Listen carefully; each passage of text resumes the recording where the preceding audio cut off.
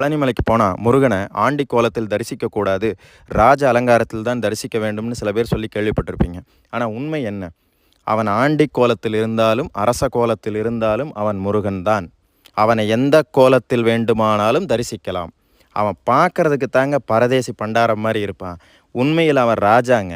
இந்த தமிழ் நிலத்தை ஆளக்கூடிய மகாராஜா சக்கரவர்த்தி யாருன்னு பார்த்தீங்கன்னா முருகன் தாங்க. அவனை விட பெரிய செல்வந்தன் உண்டா?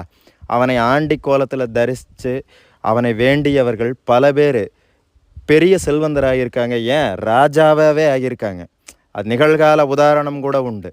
முருகனை வேண்டி ராஜாவான கதைகள்லாம் பலது உண்டு.